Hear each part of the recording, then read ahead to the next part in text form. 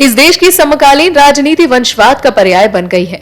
इस देश में मौजूद तमाम राजनीतिक दलों पर अगर आप एक सरसरी निगाह डालेंगे तो आपको दिखेगा कि कई राज्य स्तरीय पार्टी और राष्ट्रीय स्तरीय पार्टी में वंशवाद की जड़ों ने अपना कब्जा कर लिया।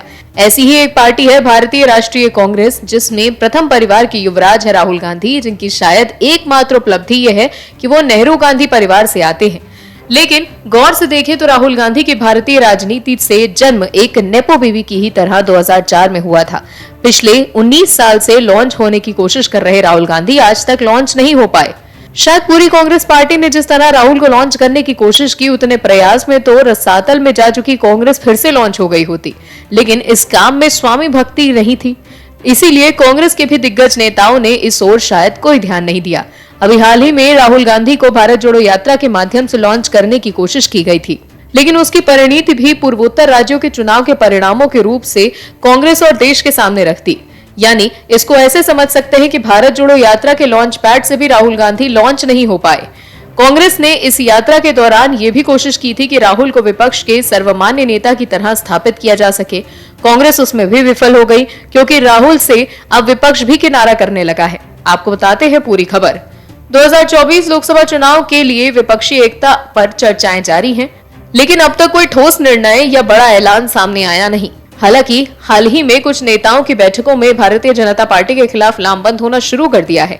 माना भी जा रहा है कि ये विपक्षी दल एकता पेश कर सकते हैं। दिलचस्प बात यह है कि इन दलों में कहीं भी कांग्रेस का नाम नहीं है। जानकार संभावनाएं जताते हैं कि वायनाड सांसद राहुल गांधी की भारत जोड़ो यात्रा के बाद विपक्षी एकता के समीकरण कांग्रेस के लिए कुछ बदल गए हैं।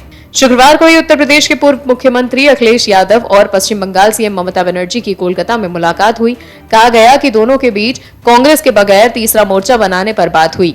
हाल ही में विपक्षी दलों के कुछ नेताओं ने प्रधानमंत्री नरेंद्र मोदी को पत्र लिखा था। इनमें आम आदमी पार्टी ने अरविंद केजरीवाल और भगवंत मान, भारत राष्ट्रीय समिति के चंद्रशेखर राव, जम्मू कश्मीर नेशनल कॉन्फ्रेंस के फारूक अब्दुल्ला, राष्ट्रवादी कांग्रेस पार्टी के शरद पवार, राष्ट्रीय जनता दल के तेजस्वी यादव और महाराष्ट्र के पूर्व सीएम उद्धव ठाकरे थे।